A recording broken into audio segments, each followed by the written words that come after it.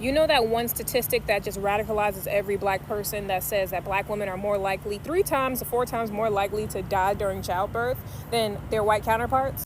I got a couple others that's bound to piss you off. Listen to this.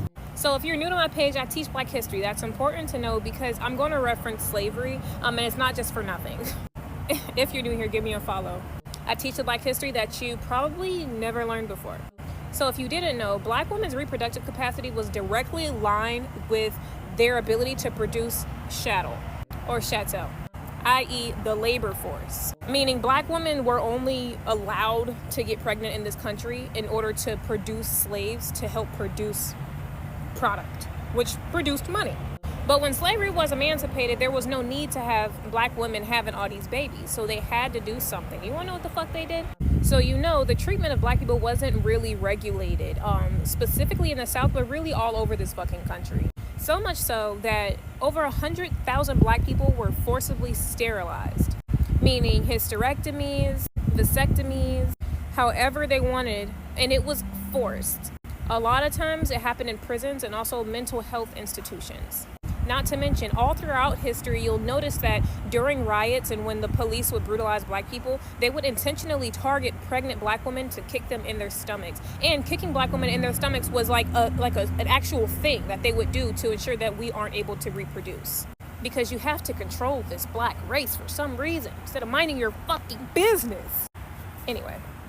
In my series about how the KKK started in their entire history, I mentioned that there was a KKK Grand Master that invested hundreds of thousands into birth control and also Planned Parenthoods.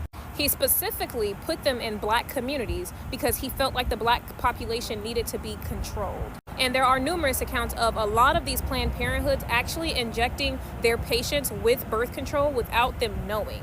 And it wasn't just like a Planned Parenthood, the name. It was basically birthing clinics. But if that's not enough to piss you off, did you know that black women are 50 times more likely to be sterilized than white women? And over half of them are unplanned. And the reason for the unplanned ones, and probably most of them in general, is because black women are also 3 times more likely to be offered some sort of sterilization when it comes to even a simple diagnosis. And this still goes on today. I just saw a video yesterday of a girl saying she had low iron, I think. It was like something random. And they offered her a hysterectomy. Population control. And if that's not enough to piss you off, hold on, let me tell you about C-sections. Black women are actually 2 times more likely to get C-sections and offered C-sections unplanned. And this is actually for a couple reasons. This benefits the hospitals, it benefits the white population, it benefits the country. I'll explain it to you. It benefits the hospital because C-sections are astronomically more expensive than a natural birth. It benefits the white population because they're keeping the black population down. And it benefits the country because they're getting all that money and they're keeping the population down. Double whammy. And this one is for sure to piss you off. You ever heard of the Mississippi appendectomy? Now this one probably will piss you off. You ever heard of the Mississippi appendectomy? It's an actual medical term. It derived from a bunch of enslaved black women and previously enslaved black women being forced to undergo sterilization, being forced to have hysterectomies.